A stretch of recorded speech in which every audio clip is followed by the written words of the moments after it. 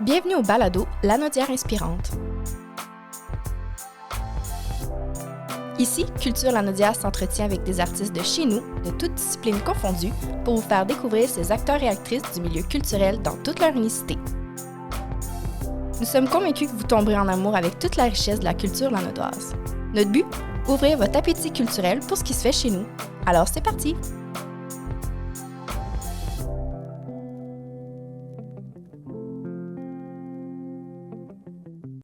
Salut, c'est Maude de l'équipe de Culture Lanaudière.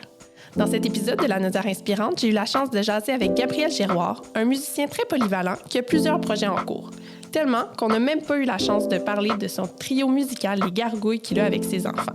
C'est vraiment le genre de conversation qui, pour moi, passe en un éclair. On sent toute la passion de Gabriel pour la musique, mais son amour profond aussi pour les traditions et l'innovation.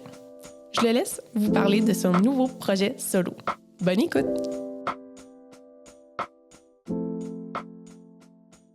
Bonjour Gabriel, bienvenue à Lanaudière inspirante. Merci d'être là aujourd'hui. Merci de m'avoir invité. Je suis bien content d'être ici avec toi aujourd'hui. Génial, pareillement.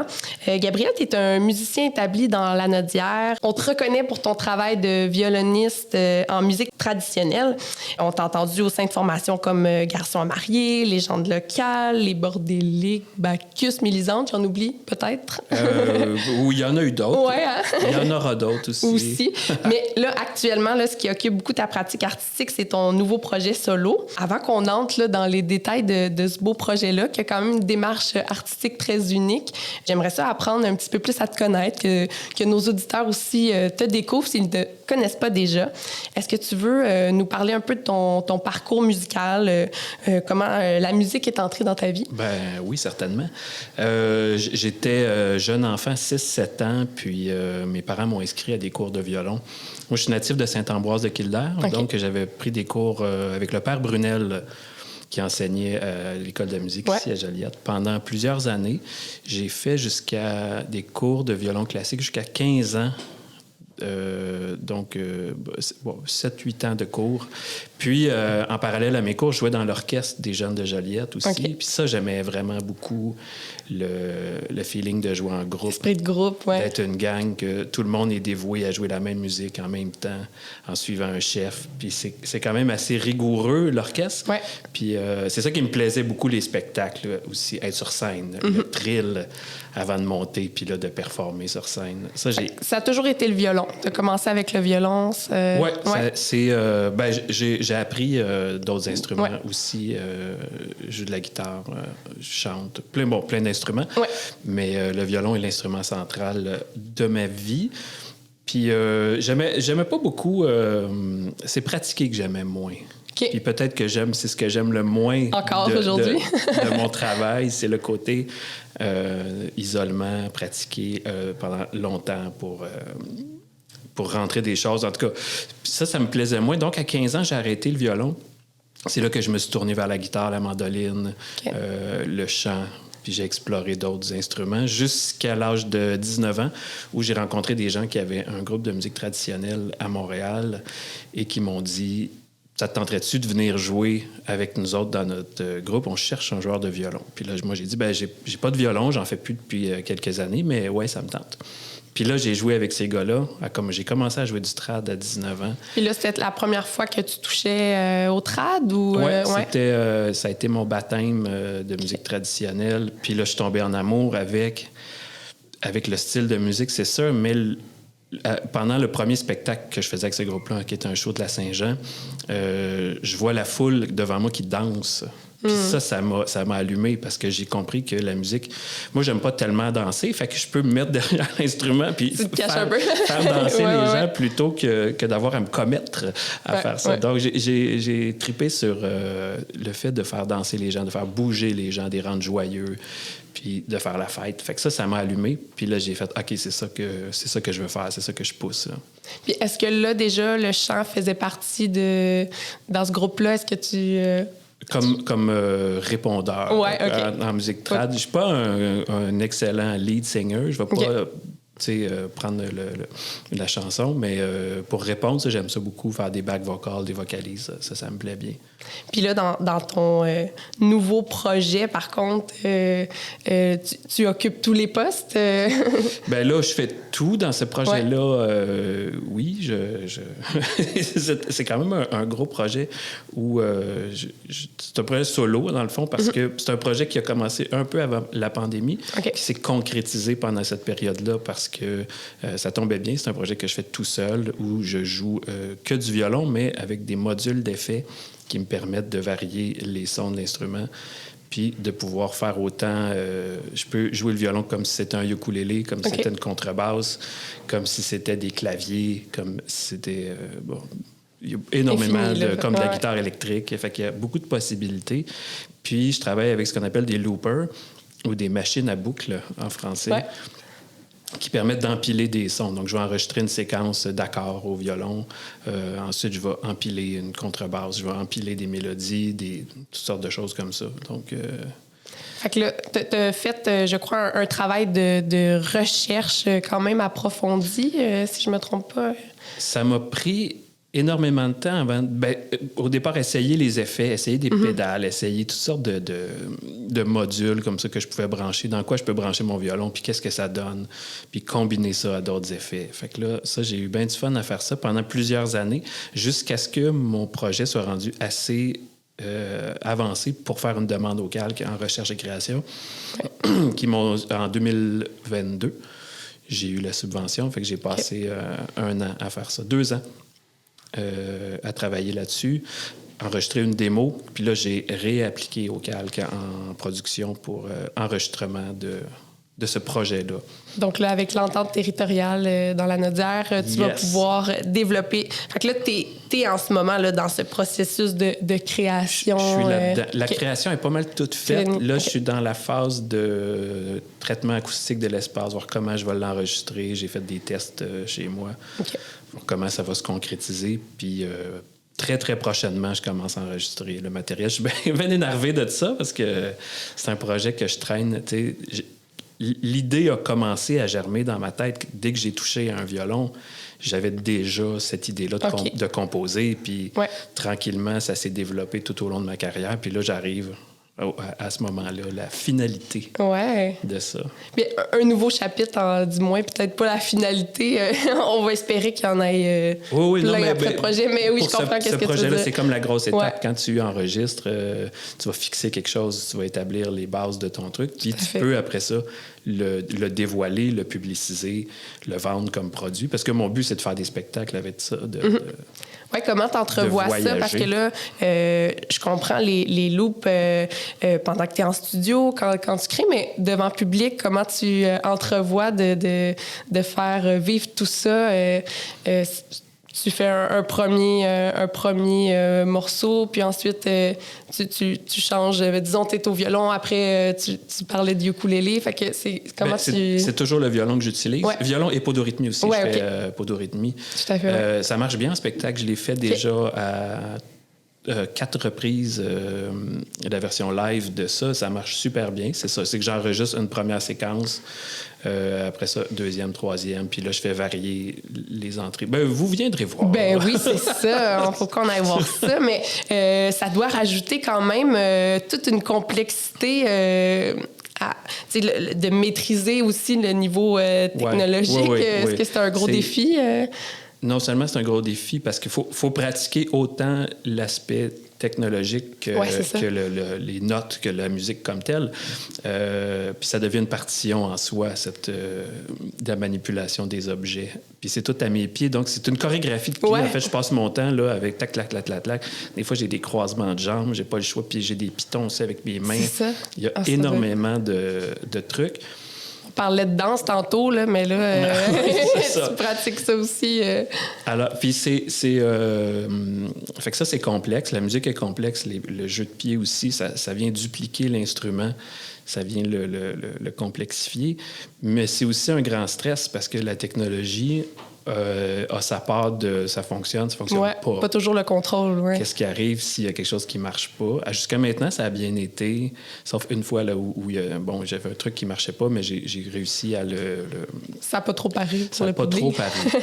Mais sinon, c'est toujours un stress d'arriver. Puis là, si je peux pas, si mon matériel technologique me lâche, je peux rien faire. Là. Je suis obligé de... je ferais d'autres choses, mais ça serait pas... C'est là que l'expérience d'avoir joué doit aider. Mais si on revient un petit peu plus au processus de création comme tel, comment ça naît une pièce dans ton univers? Là? Qu'est-ce qui t'inspire? Ça part d'où? Ça peut partir de deux choses. Soit je prends mon violon puis je vais commencer à improviser. Je vais me mettre... en position d'ouverture, puis je vais essayer de capter des choses qui vont se passer, puis je vais jouer, puis rapidement, d'habitude, c'est pas très long. Au bout de quelques minutes, il y a une bonne idée. Ah, ça, c'est le fun. Un motif. OK, telle note, tel son, tel timbre, ça me plaît, il y a quelque chose à faire avec ça. Puis là, je vais souvent essayer de le développer, puis enregistrer, garder des traces de ça. Puis là, ça, j'ai une banque d'idées dans lesquelles je peux aller fouiller. OK. Pour travailler. Puis d'autres fois, les idées vont juste apparaître dans ma tête. Ça peut arriver à tout moment. Ça peut être en mangeant, en marchant, en conduisant l'auto. La nuit, je me lève, j'ai une idée. Ça vient, ça pop. C'est envahissant. Puis là, je fais, ça, c'est bon. Là, j'ai quelque chose. Là. Ça peut être un petit bout de mélodie. Ça peut venir d'un peu partout là, dans ton quotidien, l'inspiration. Ouais. Mais je peux décider aussi quand je m'assis. Là, OK, là, je vais essayer de trouver une idée... Puis souvent, c'est pas bien long. En improvisant, en jouant avec la musique puis les sons, on arrive à trouver des choses. Est-ce que tu veux nous parler peut-être d'une pièce forte de l'album? Je pense que quand tu déposais pour venir parler de ton projet, tu mentionnais la pièce Dans le ventre de la baleine. Qu'est-ce qu'elle représente, cette pièce-là, dans ton cheminement? Ça a été une pièce, premièrement, qui s'est composée vite. L'idée, ça, comme je te disais tantôt, là, l'idée est arrivée d'un coup. J'ai fait tel accord, tel son. Ah oui, ça s'en va là. Qu'est-ce que ça l'évoque comme émotion? Il y a un sentiment dans cette pièce-là d'être enfermé, d'être pris dans quelque chose, puis d'essayer de se démener dans ça. D'où le titre, être pris dans le ventre de la baleine. J'aime beaucoup les thèmes marins, fait que ça faisait partie de cet univers-là. Puis c'est d'une simplicité en même temps, où c'est juste deux accords, deux notes, en fait, qui rentrent, pas en conflit, mais qui s'alternent, puis ça vient vraiment créer quelque chose de spécial. Puis à partir de ce moment-là, ça l'a fixé, je pourrais dire, mon esthétique par rapport à ce projet-là. Parce que je savais pas... donner un angle. Je savais pas vers où l'envoyer. Parce que j'ai fait du jazz, j'ai fait du rock, j'ai fait toutes sortes de musique, de la musique actuelle, du trad, musique ancienne. J'ai fait tellement d'affaires, puis je savais pas vers où l'envoyer. Puis ça a fait, OK, ça peut être plus trad que je pensais, mais trad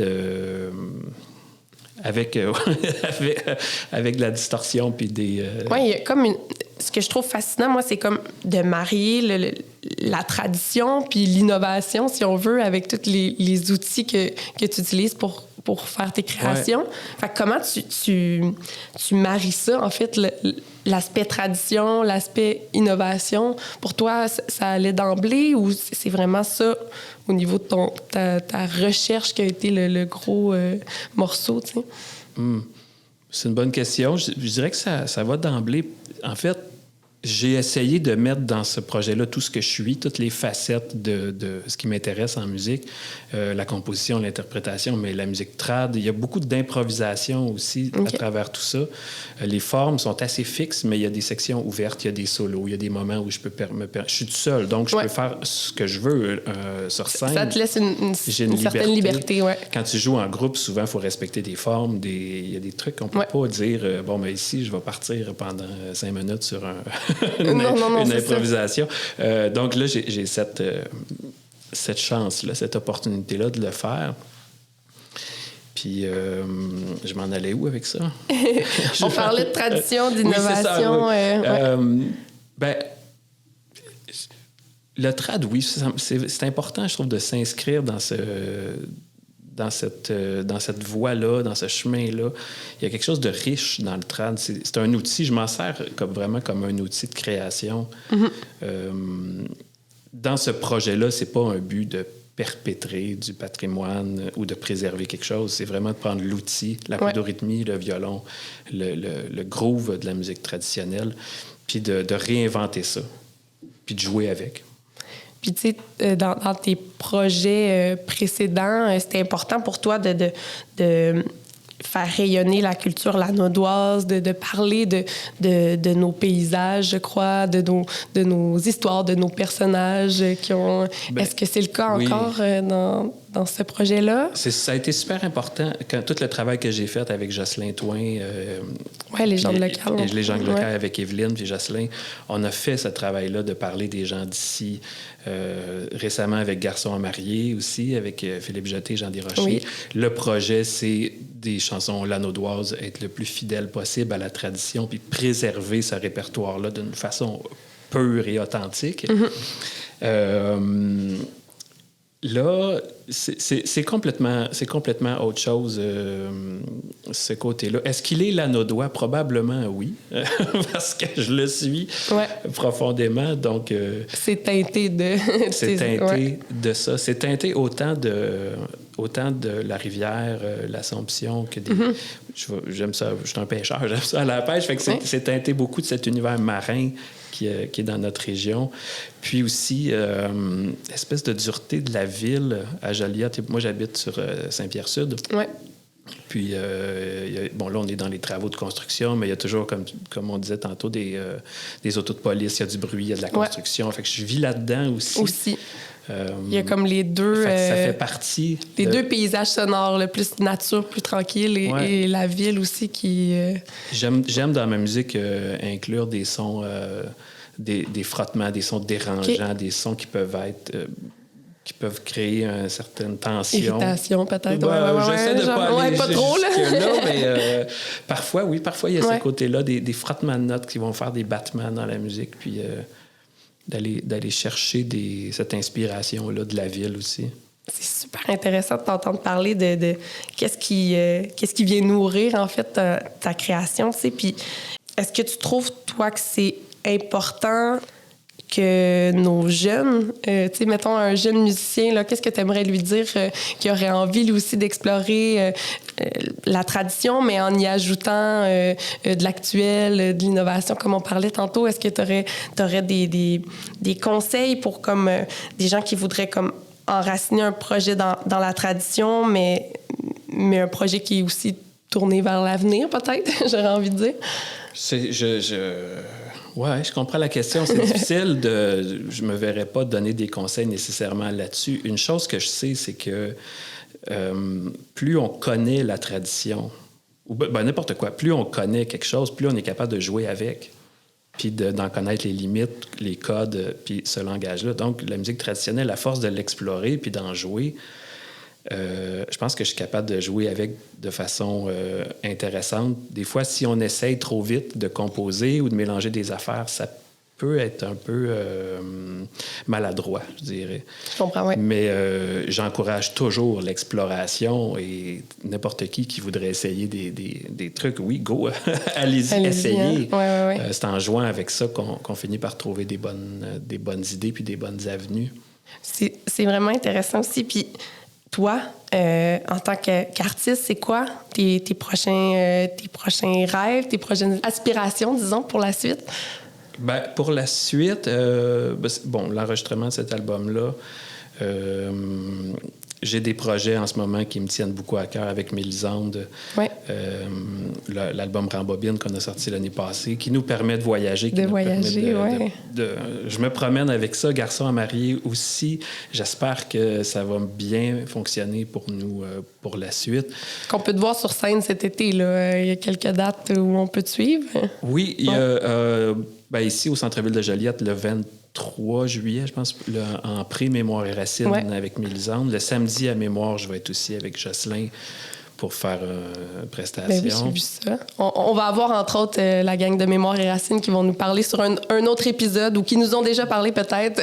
Donc, suivez ça aussi si vous voulez avoir les détails de Mémoire et Racines. Puis, autre chose que je souhaite, ce que je développe, j'ai toujours beaucoup enseigné la musique, le violon. J'avais délaissé cette pratique-là dans les dernières années. Puis, depuis 1 an, j'ai recommencé à enseigner. Puis là, je sens le besoin de transmettre. Qu'est-ce que ça t'apporte concrètement? Enseigner, ça permet de réfléchir sur sa propre pratique parce qu'il faut que je l'enseigne. Il faut que j'enseigne. Puis un élève qui dit pourquoi ça? Puis là, souvent, les élèves ont des bonnes questions. Puis, ils m'enseignent autant que je peux leur enseigner. Fait que ça, c'est vraiment le fun. Puis c'est de laisser quelque chose aussi.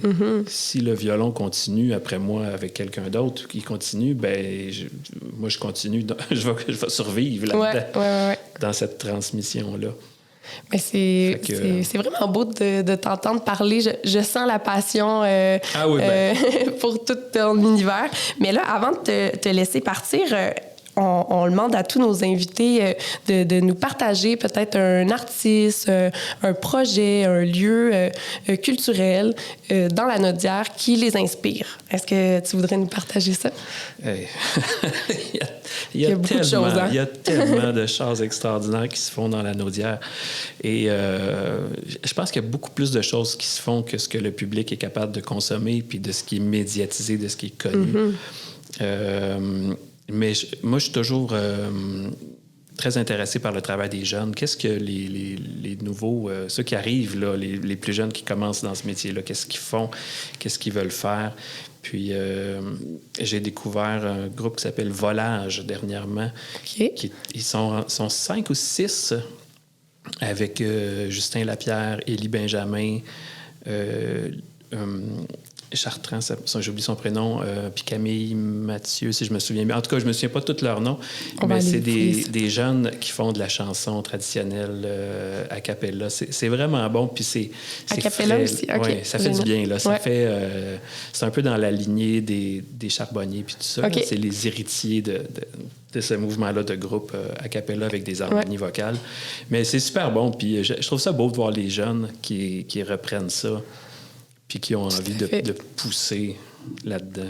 Bien, c'est gentil de leur donner un petit coup de main en parlant. Moi, je vais aller fouiller ça assurément. J'espère que nos auditeurs aussi, mais surtout, on espère qu'ils vont être au rendez-vous quand ton album va sortir, quand tes spectacles vont prendre vie.